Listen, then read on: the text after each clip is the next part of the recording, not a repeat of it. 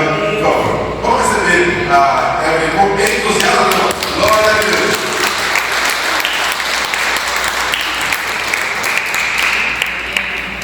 Glória a Deus. Paz, Senhor Jesus. O homem faz planos, mas a resposta sai da boca do Senhor, né? A gente faz tantos planos, mas o Senhor pagou. Não é isso, né? E a gente é fadado a fazer isso, né? Nós fazemos isso com muita frequência. Mas eu acho que realmente é do ser humano e nós precisamos fazer planos. Nós precisamos ter estratégias na nossa vida. Bom, o Jefferson começou a falar de historinhas e eu também vou falar de historinhas. Mas antes eu vou ler alguns versículos bíblicos com vocês poucos. Mas eu quero contar uma história. O que acontece? A Bíblia, ela é cheia de histórias maravilhosas, nem sempre fáceis de entender.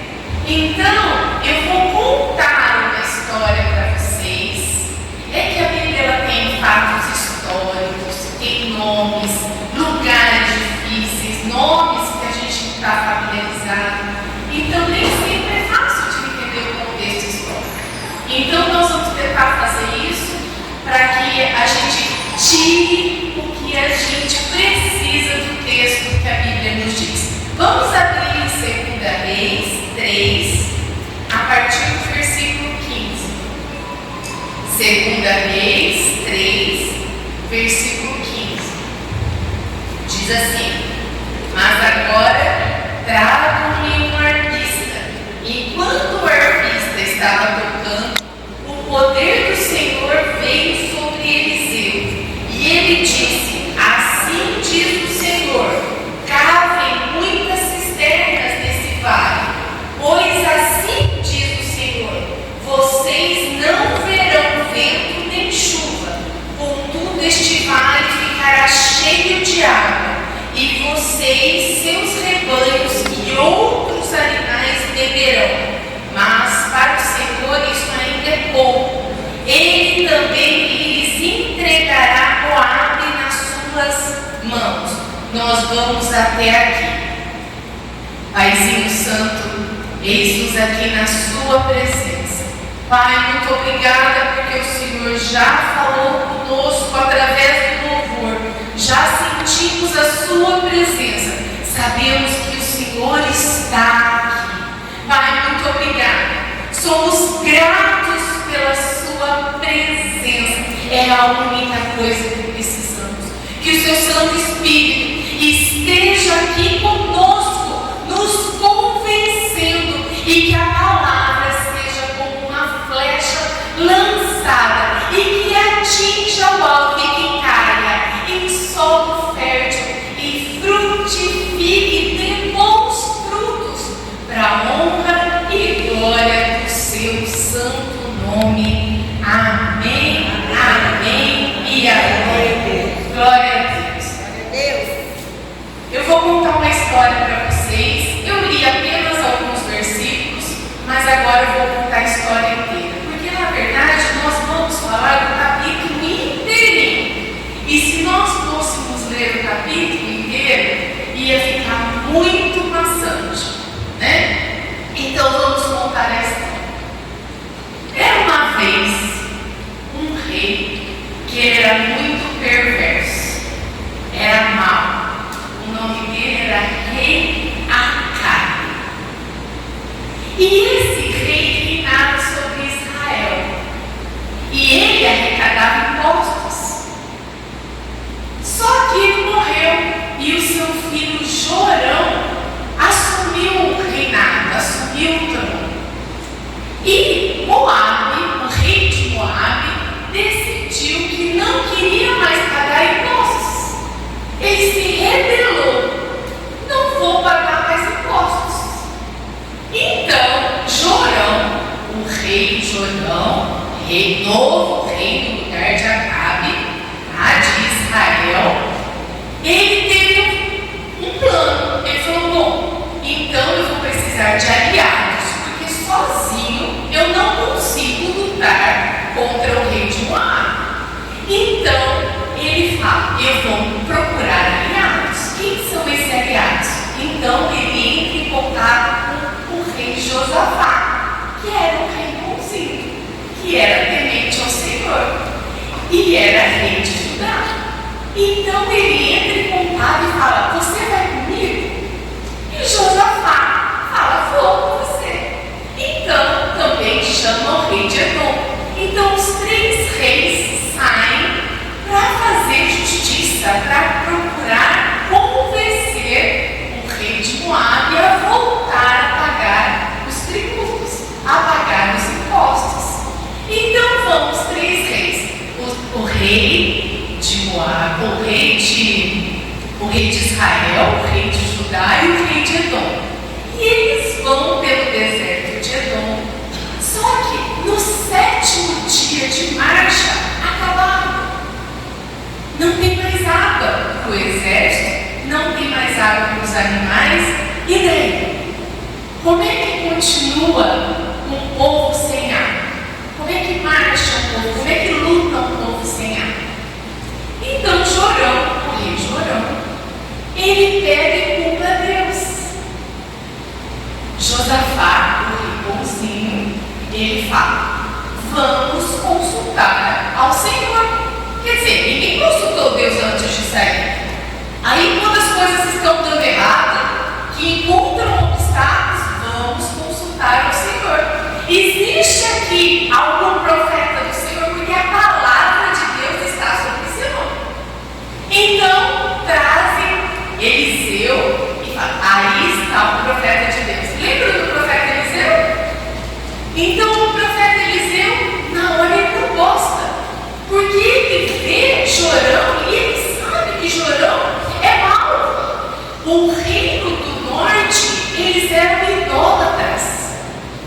Então Eliseu era contra isso, ele vai contrariado, mas por conta do rei bonzinho Josafá, ele está diante dos reis e ele fala: chame um músico.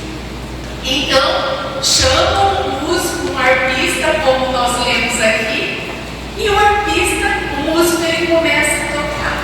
E quando ele começa a tocar, entra no nosso tema, que diz: enquanto adoramos, há revelações e maravilhas. Então quando o músico começa a tocar, Deus começa a falar e dar estratégias através do profeta Eliseu. Então Deus diz para que aqueles homens cavem covas, cisternas no meio do deserto, que não haveria nem chuva, nem vento, mas que aquelas covas se encheriam de água.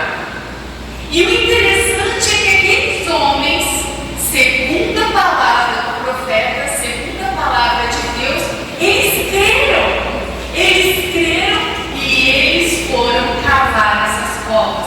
Eles foram cavar essas cisternas no meio do deserto. E o que aconteceu? Águas encheram aquelas covas, encheram aquelas cisternas, e esses homens puderam se reabastecer, se renovar. Tiveram água suficiente para os homens, os seus animais, e eles ficaram fortalecidos para lutar a batalha. E como a palavra do Senhor diz, entregou o rei de Moabe em suas mãos e eles foram vitoriosos. Amém? Essa é a história que conta no capítulo inteirinho, mas eu quis simplesmente resumir a história para vocês. E aqui eu quero chamar a atenção para vocês de alguns pontos que essa história me traz. Primeiro, Deus fala. Deus fala. Deus falava antigamente através dos profetas. Hoje em dia, Ele fala diretamente conosco. Ele fala. Jesus Cristo, quando morreu naquela cruz do Calvário, o véu se rasgou. E quando o véu se rasgou, nos deu livre acesso ao Pai. Hoje nós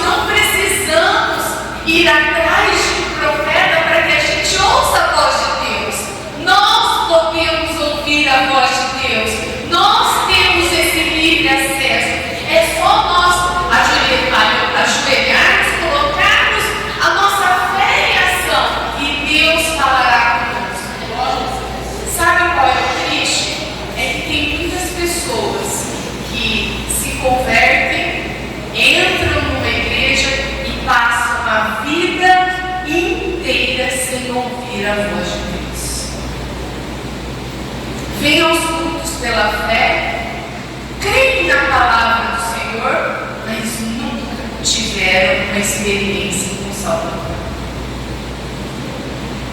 Muitas pessoas dizem, mas Deus não fala comigo, Deus está em silêncio. Talvez a sua Bíblia esteja muito fechada, porque Ele fala.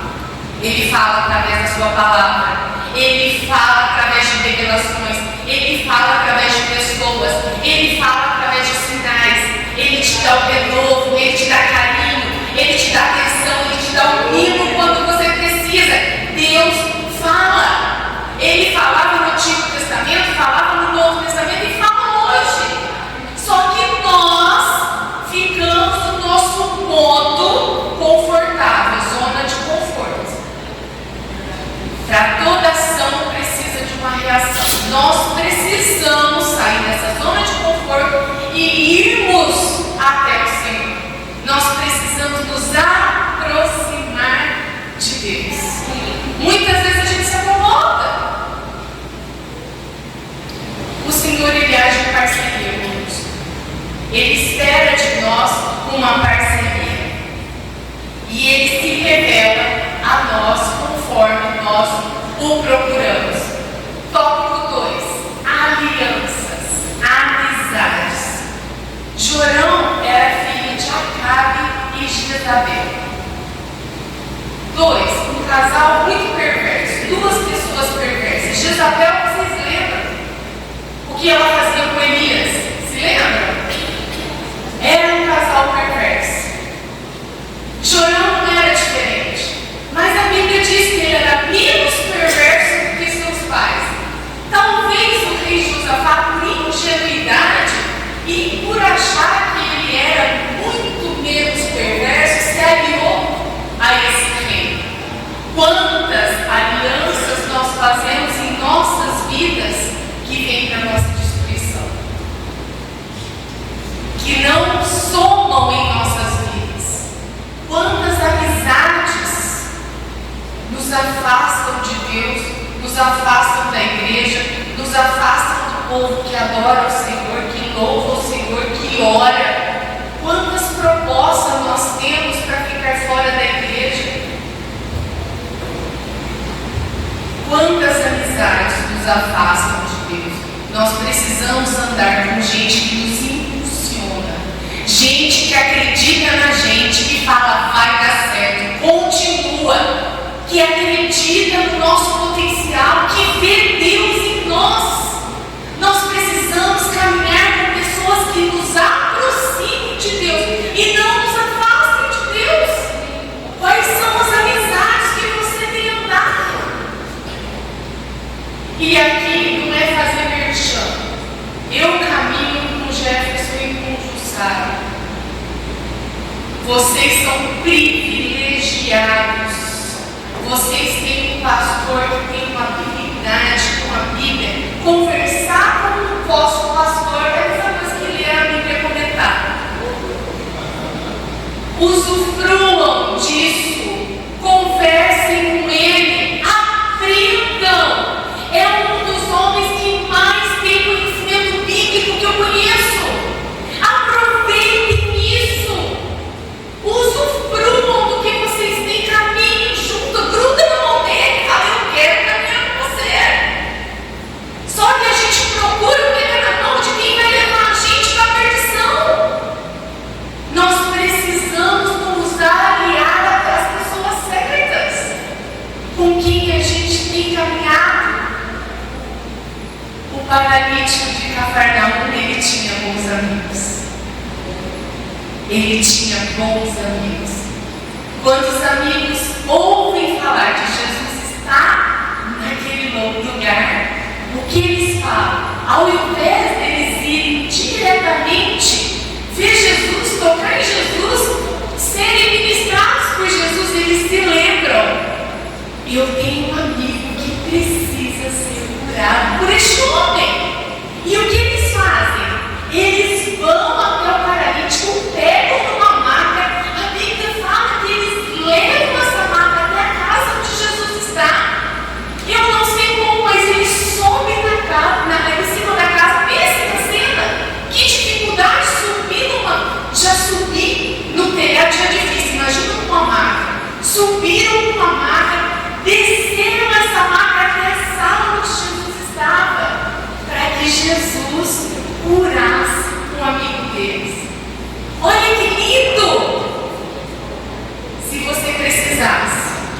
Seus amigos te levariam até Jesus?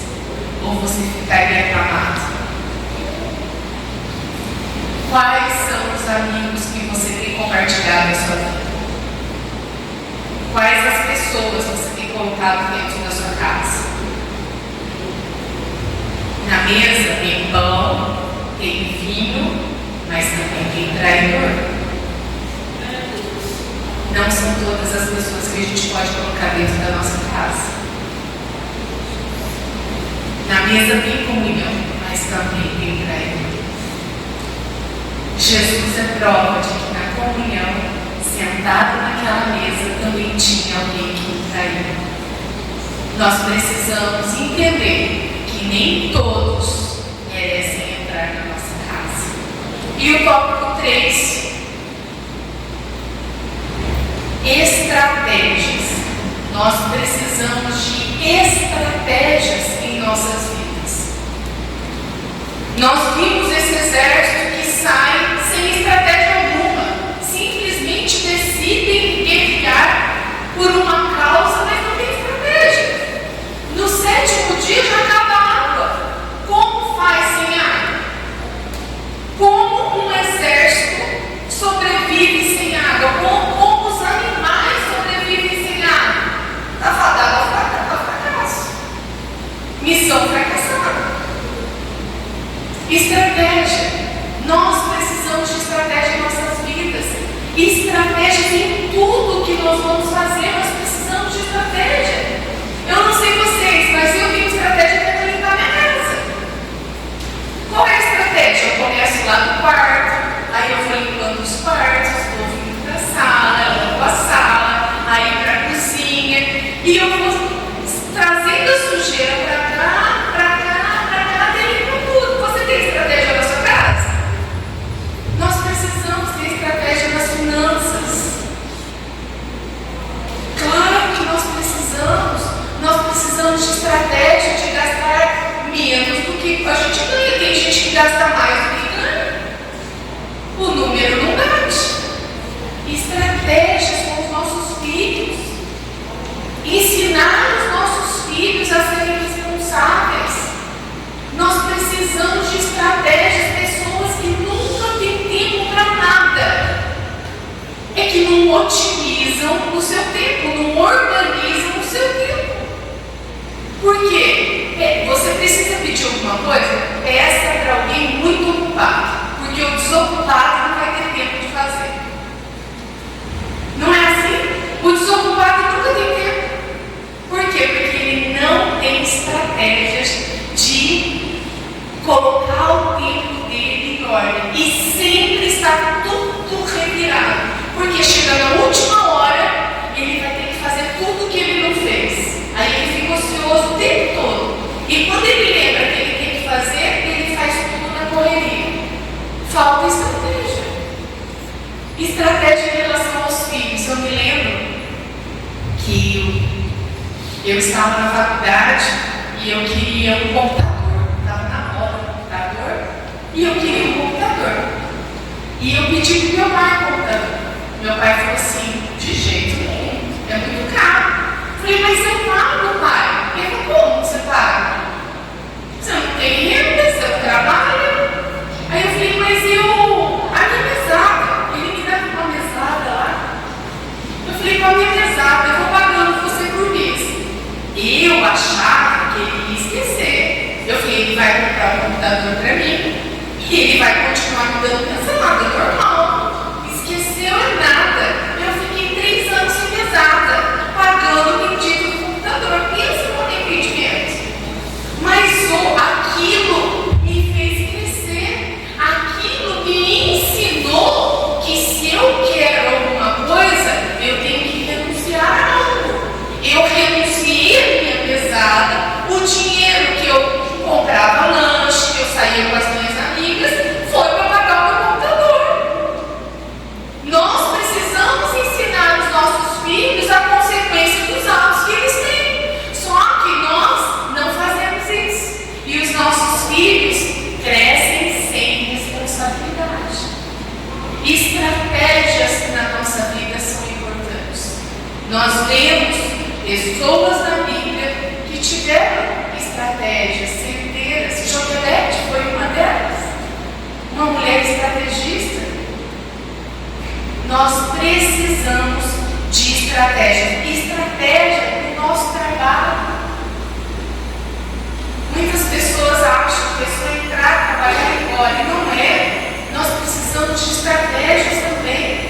As estratégias fazem parte da nossa vida e nós precisamos dela. Quanto mais estrategistas nós formos, mais nós conseguiremos tempo, porque hoje em dia tempo é o que nos falta para que a gente afunde. A gente cantou hoje aqui, a gente vá para lugares mais profundos, porque a gente fala que a gente não tem tempo. Não, nós temos tempo, nós não temos prioridade. Porque quando a gente quer, a gente encontra tempo. Eu tive um professor na faculdade que me dizia assim: o que você faz da meia-noite às 6 da manhã?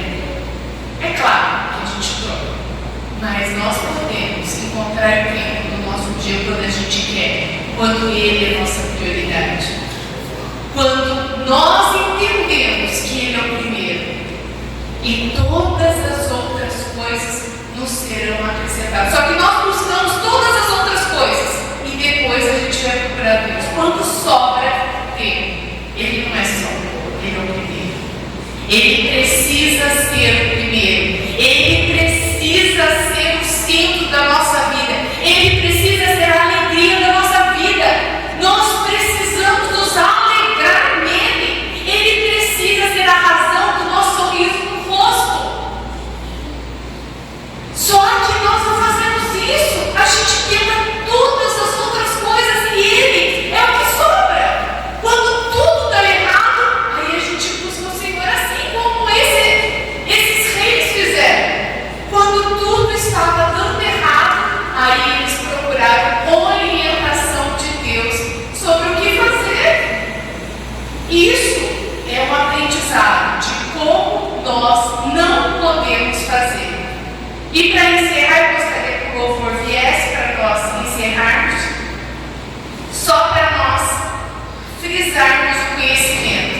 Depois da adoração, Deus fala com o profeta. Deus está no louvor. Deus fala conosco através da adoração, através do louvor. E o profeta mandou eles fazerem covas, segundo a palavra do profeta, segundo a palavra de Deus, eles foram fazer fé. Fé.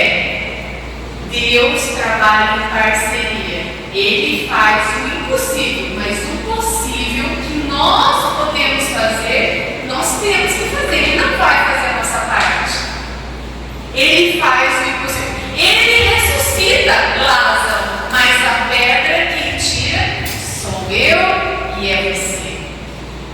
Nós precisamos fazer o que é humano, o que nós podemos, o possível, e ele faz o extraordinário, o impossível.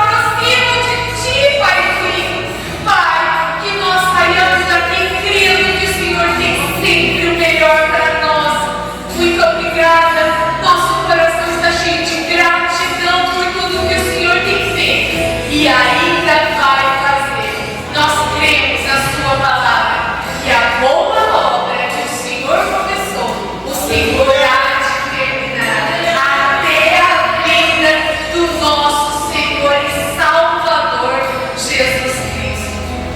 Eu te louvo e te agradeço em nome de Jesus. Amém, amém.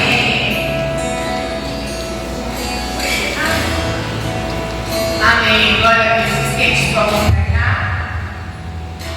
Que o grande amor de Deus, que a maravilhosa graça do nosso Senhor Jesus Cristo, graça que é a razão de nos sermos consumidos, maravilhosa graça, e as consolações e a presença do doce Espírito Santo sejam com todos agora